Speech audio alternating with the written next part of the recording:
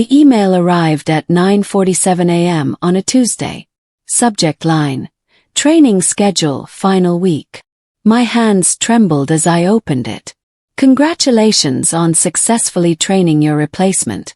Your last day is October 15th. Please follow the transition schedule exactly as outlined. I read it 3 times. The fluorescent lights buzzed overhead. My coffee went cold on my desk. Across the office, Vanessa stood by the water cooler, watching me with a smile that didn't reach her eyes. She knew I'd just opened it. My throat tightened. 6 years at Patterson Marketing, countless late nights, projects that saved the company thousands, and this was how it ended. Clinical email. 2 weeks' notice disguised as gratitude. I looked at my calendar. October 15th was 12 days away. 12 days to pack up 6 years of my professional life. I closed my laptop slowly and walked to the bathroom. In the mirror, I barely recognized myself. But something shifted in my chest. Not panic, not despair. Something colder, more calculated. I wouldn't let this slide quietly. 6 months earlier, everything had been different. I was the department star. My quarterly reviews glowed with praise. Exceptional performance, innovative solutions, leadership potential. I'd won the Innovation Award 2 years running, stayed late without complaining, helped struggling colleagues master the CRM system. Vanessa, my manager, praised me in team meetings. Skylar is exactly what this company needs, she'd say. But I started noticing small things. How she'd interrupt me in meetings. How my ideas would resurface later as her suggestions. How she'd pull newer employees aside for mentorship, while ignoring my requests for advancement discussions. I dismissed these moments as paranoia. I was successful. I was valuable. I just closed the Morrison account, worth $200,000 annually. Surely that mattered. But Preston, the 24-year-old intern, got promoted before me. Then Jade received the corner office I'd been promised. Still, I stayed positive. My work would speak for itself. That's what I believed then. The undermining started subtly. Vanessa began reassigning my major projects to herself during the final review stages. I'd spend weeks developing strategies. Then she'd present them to upper management without mentioning my name. In meetings, she'd cut me off mid-sentence. Let's table that thought and move forward, she'd say, then circle back to my exact idea 10 minutes later as her own. I started documenting everything. Emails, meeting notes, project timelines. I created a folder on my personal drive titled Work Archive. Every contribution, every innovation, every late night documented with timestamps and evidence. My gut told me to be prepared. The Morrison account success should have earned me a promotion. Instead, Vanessa told me I was too valuable in my current role. Translation: she needed someone to do the work while she took the credit. But I kept my composure.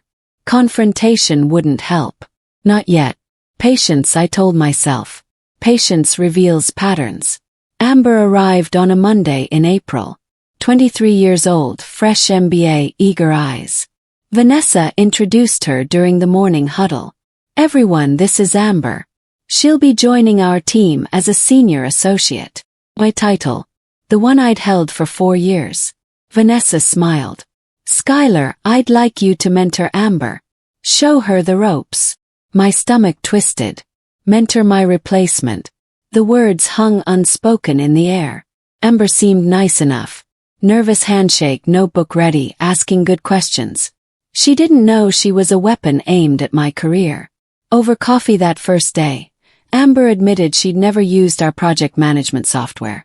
Had minimal client interaction experience. Her MBA was theoretical, not practical. Yet she was hired at my level. Possibly higher pay. I smiled and said I'd teach her everything. And I would. Every single thing Vanessa wanted her to know. Exactly as instructed. No more. No less. Precision would be my strategy. The training schedule Vanessa provided was laughably inadequate. 2 weeks to transfer 6 years of institutional knowledge. Followed it exactly. Day 1. CRM basics. I showed Amber how to log in, navigate the dashboard, run basic reports. Nothing advanced. Nothing about the workarounds I'd developed for system glitches. Nothing about the hidden features that made me efficient. Day 2, client communication templates. I provided the standard forms from our shared drive. Not the personalized approaches I'd refined through years of trial and error. Vanessa observed from her glass office, nodding approvingly. I was being cooperative. By day 3, Amber looked overwhelmed. The schedule had her learning in one afternoon what took me 6 months to master. This is a lot, she admitted. It is, I agreed. But these are Vanessa's instructions.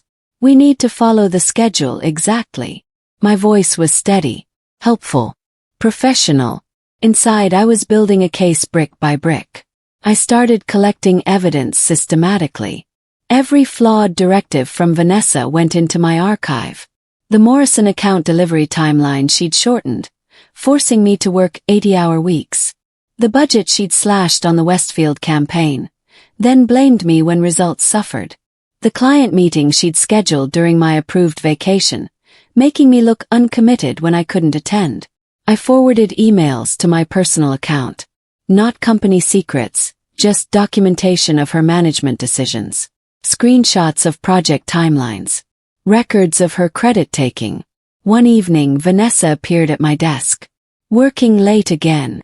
Her tone was suspicious. Just finishing Amber's training materials, I replied, clicking to close my documentation folder. Following your schedule exactly. She studied my screen. Good. That's good. We appreciate team players, Skylar. After she left, I noticed she'd begun monitoring my computer activity more frequently.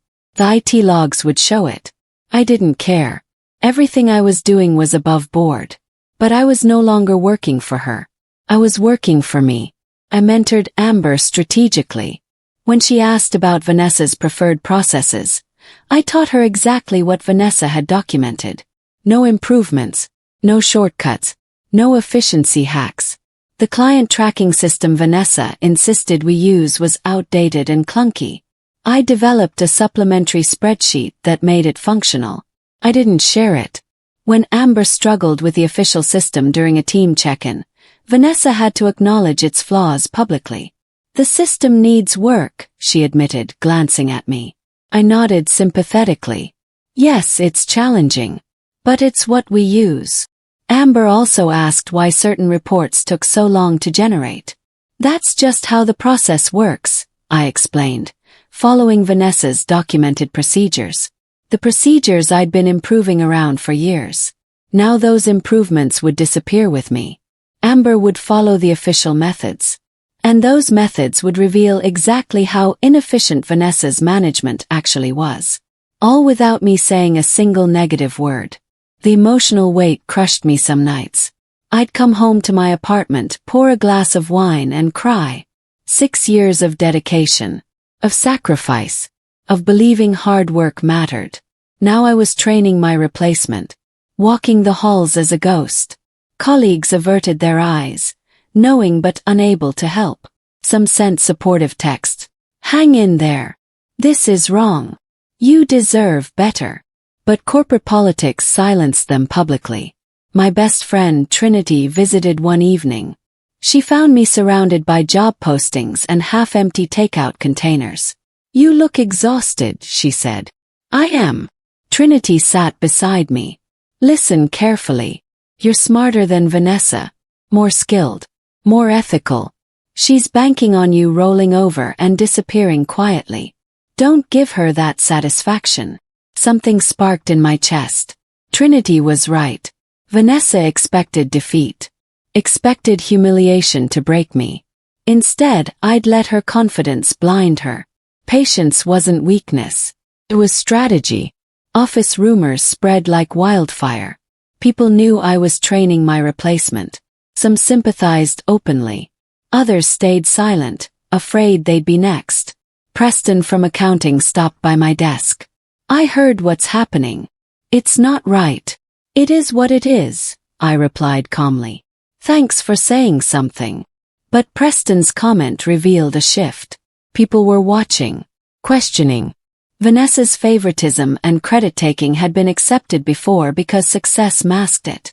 Now, with me being pushed out despite clear contributions, cracks appeared in her facade.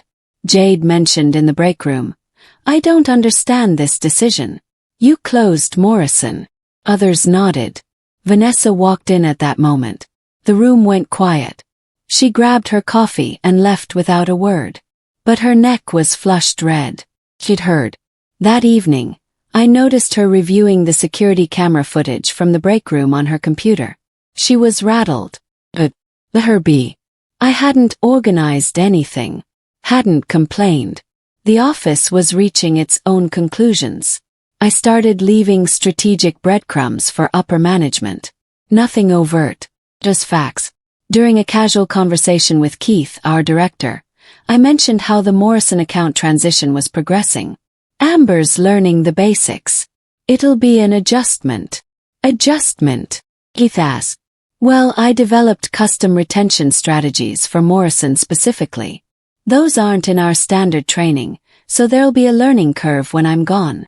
Keith's expression shifted. "Custom strategies?" "Yes, but I'm following Vanessa's training schedule exactly. So Amber will learn our official processes." Smiled. "Helpful. Professional." Keith nodded slowly. I knew he'd ask questions later. I also sent a farewell email to our Morrison client contact, copying Keith and Vanessa. Professional. Grateful. Mentioning I was transitioning to new opportunities, and Amber would be their contact. The client replied immediately. "Wait, you're leaving? You're the only reason we stayed with Patterson." Keith responded before Vanessa could. "Let's schedule a call." Vanessa's jaw tightened when she read the exchange. Perfect. Vanessa's behavior turned erratic. She micromanaged Amber constantly, hovering over her shoulder, correcting minor details, creating anxiety. Amber came to me privately. "Is Vanessa always like this?" "She has high standards," I said diplomatically. But Amber's confidence was crumbling under Vanessa's scrutiny. During a team meeting, Vanessa snapped at Amber for using the wrong font in a presentation. "Details matter," she barked. The room fell silent. It was disproportionate. Unprofessional. Amber's eyes watered. I maintained my calm expression, but internally I noted the moment. Vanessa was cracking under pressure. Her carefully constructed image of competent leadership was deteriorating. After the meeting, 2 colleagues approached me separately. "That was uncalled for," one said. "Vanessa's losing it," said the other. I simply nodded. Let them talk. Let them see. My silence spoke louder than any complaint I could file. And every witness was another brick in the foundation I was building. I discovered I wasn't alone. Jade approached me after work one evening. "Can we talk off-site?" We met at a coffee shop. Jade admitted she'd been documenting Vanessa's behavior too. She took credit for my Westfield campaign revisions. Told the executives it was her idea. "She did the same to me on Morrison," I said. Over the next week, 3 other colleagues quietly revealed similar experiences. Preston. Blanca. All of them had watched Vanessa claim their work. All had remained silent, fearing retaliation. But now, seeing me pushed out despite clear value, they realized silence enabled her. We didn't coordinate anything formal. No conspiracy. Just shared information. Documentation. Jade had emails. Preston had meeting recordings. Kyle had project timelines showing Vanessa's pattern of reassigning finished work to herself. We created a shared encrypted folder. Not to attack Vanessa but to protect ourselves. If questioned, we had evidence. The army wasn't organized. It was organic. Built from shared frustration and a desire for basic fairness. My personal life suffered. I stopped going to yoga. Skipped dinners with friends. Spent evenings refreshing job boards and LinkedIn, sending applications into the void. One rejection email after another. "We've decided to move forward with other candidates." Trinity called repeatedly. Finally I answered. "I'm tired," I admitted. "I want to give up." Just take severance and disappear. No, Trinity said firmly. You're too close. You've documented everything. You've stayed professional. Vanessa is unraveling publicly. Don't stop now. She was right. Come too far to quit. That night I reorganized my approach. Dated my resume. Reached out to professional contacts I'd neglected. Started interviewing with purpose, not desperation. And I stopped checking Vanessa's reactions to everything. My worth wasn't defined by her opinion. That mental shift changed everything. I stood straighter, spoke more confidently, started sleeping better. The weight hadn't vanished, but I'd learned to carry it differently. Week 3 of training. Vanessa scheduled Amber to handle a client presentation. Our second largest account. Normally, I'd review presentations thoroughly before client meetings. Catch errors. Polish messaging. This time I followed Vanessa's training schedule exactly. Review presentation basics. Fonts, formatting, slide order. I checked Amber's slides for those elements. Everything else, including a crucial pricing error in slide 7, went unnoticed. The client meeting happened. Amber presented confidently until the pricing slide. The client's CFO interrupted. This pricing is 30% higher than our contract. Silence. Amber scrambled through notes. I'm not sure. Vanessa jumped in, but the damage was done. After the meeting, Keith pulled Vanessa aside. I couldn't hear the conversation, but Vanessa's face went pale. Later Keith approached me. Did you review Amber's presentation? I followed the training schedule Vanessa provided, I explained, showing him the document. Basic formatting review only. Keith studied the schedule. His expression said everything. Vanessa's oversight was now visible to leadership. Vanessa retaliated predictably. She assigned impossible deadlines. Conflicting priorities. Administrative busy work designed to make me fail. I need the quarterly analytics report by tomorrow, she said Friday at 4 p.m. The report normally took 2 weeks. I'll do my best, I replied calmly. I worked through the weekend. Delivered a thorough, accurate report Monday morning. Documented every hour. Every obstacle. Every request. He tried again. Reorganize the entire filing system by Wednesday. I followed her instructions exactly. Reorganized everything according to her specifications, even though her system was inefficient. When others couldn't find documents later, I had emails showing I'd implemented her exact instructions.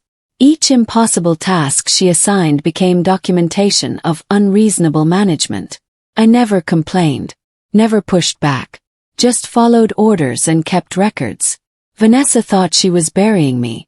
She was actually building my case. Every excessive demand, every unreasonable deadline, every retaliatory action was recorded. Timestamp. Preserved. The executive meeting changed everything. Quarterly review. Keith invited me to present the Morrison account status. Unusual since I was leaving. But I prepared thoroughly. Vanessa was livid. Why is Skylar presenting? She's training her replacement. Keith replied coolly. Because Skylar managed the account. I want her perspective. During my presentation I showed results objectively. Revenue increases. Client satisfaction scores. Retention rates. Then Keith asked Amber about the transition plan. Amber hesitated. Looked at Vanessa. Stumbled through an answer that revealed how little she understood about the account's complexity. Keith asked Vanessa directly. How are we ensuring continuity after Skylar leaves? Vanessa's response was vague.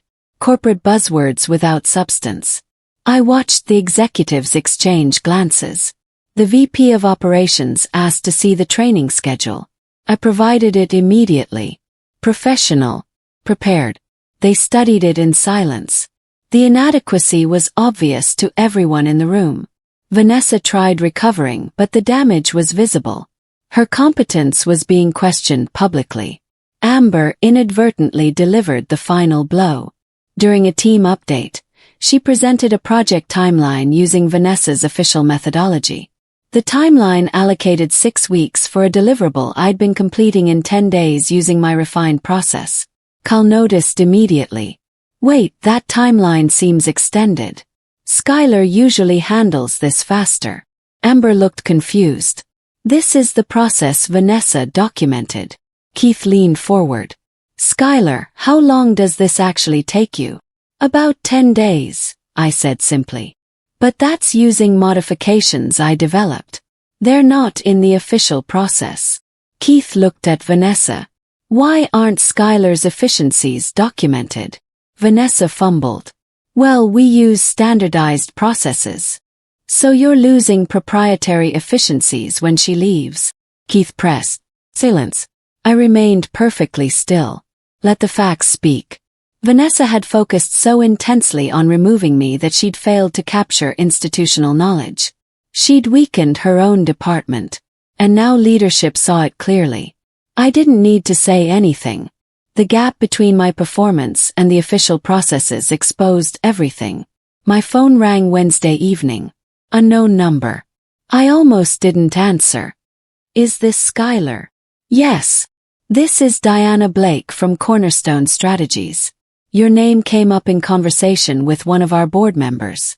Are you currently exploring opportunities? Cornerstone was Patterson's biggest competitor. Industry leader. I dreamed of working there. I might be, I said carefully. Diana laughed. I heard you're transitioning. We'd love to talk. Senior strategist position. It's a significant step up. We scheduled an interview for Friday.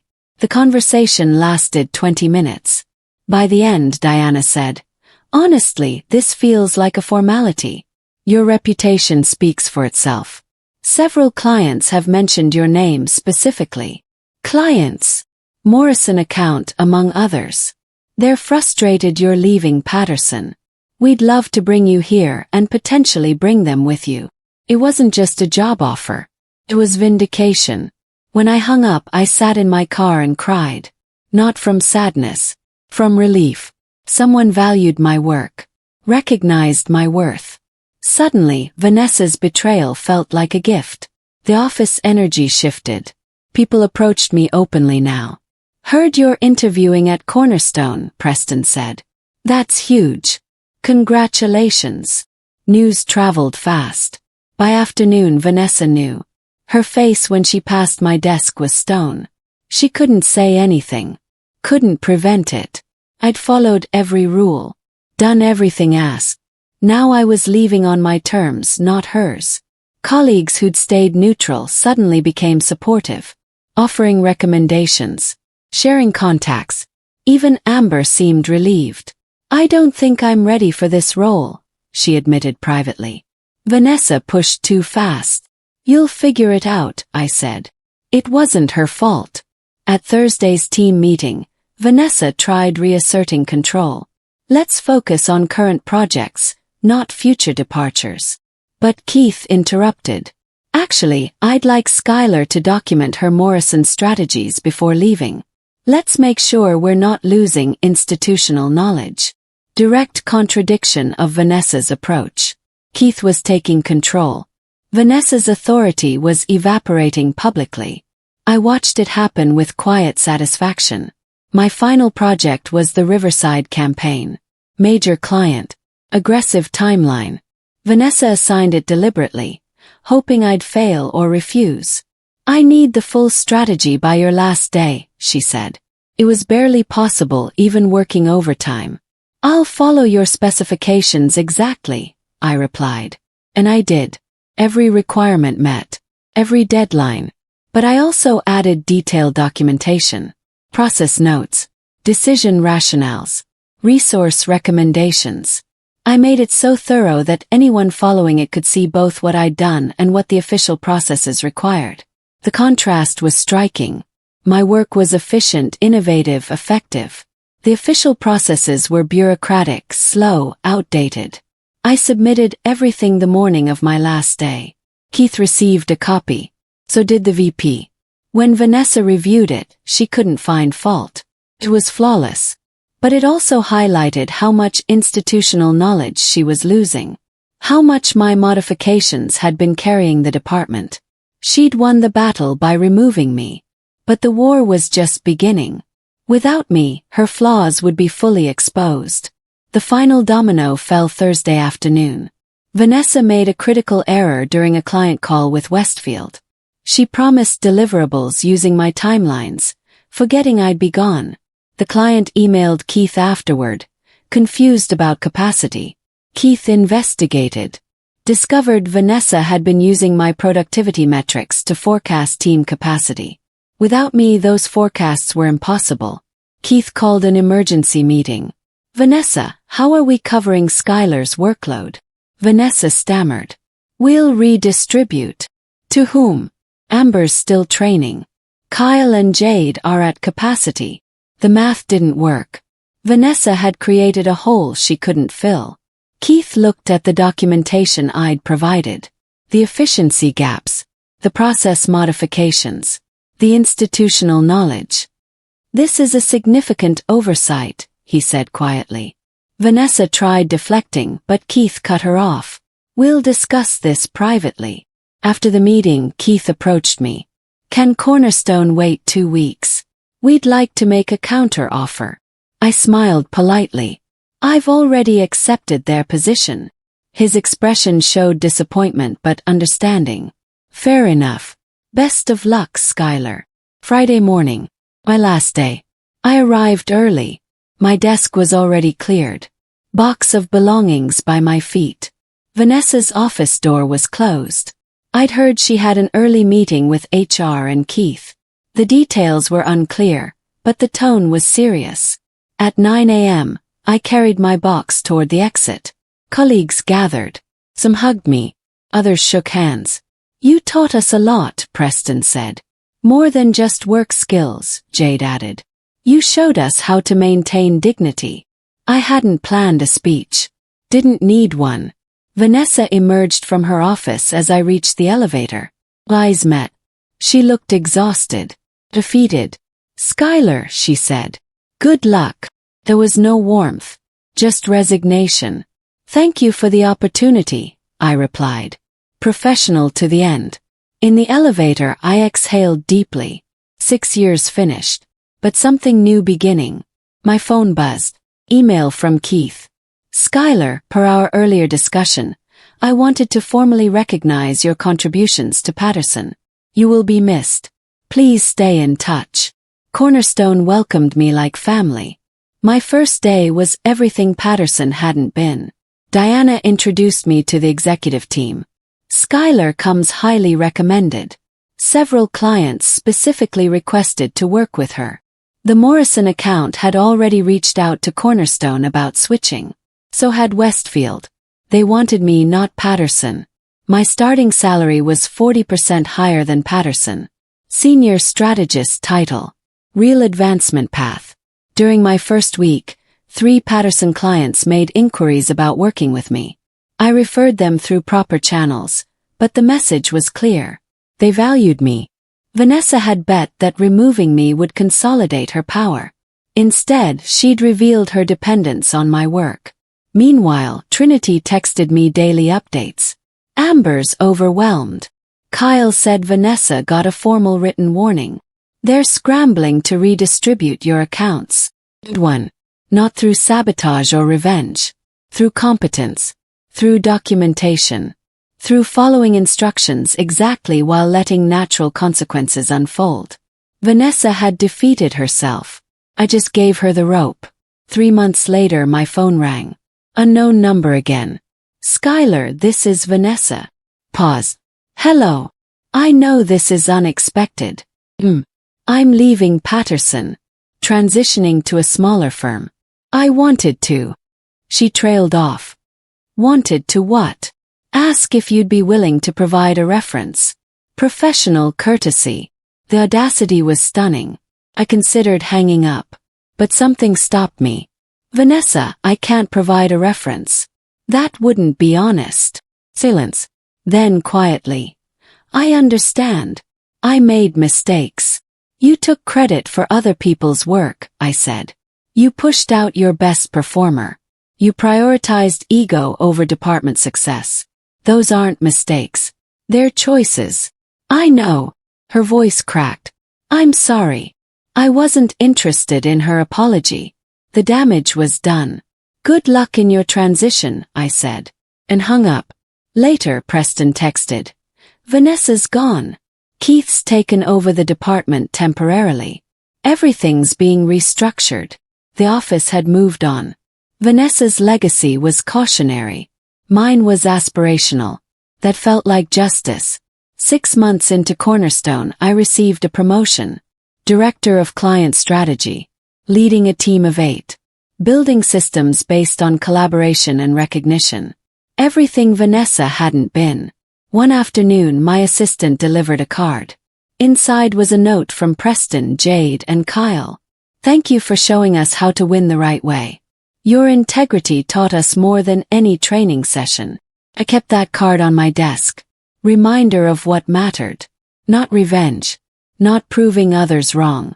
But maintaining your values when everything pushes you to compromise. Vanessa taught me what not to become. The experience made me stronger, more careful, more strategic. But also more compassionate. When Amber reached out months later, asking for career advice, I took the call. She hadn't been my enemy. Just a pawn. I helped her find a better role. That felt better than any revenge. I'd started this journey humiliated and afraid. I finished it confident and successful. Not because I destroyed someone, but because I refused to let someone destroy me. That was the real victory. Not Vanessa's fall, but my rise. And every person I helped along the way made that victory sweeter.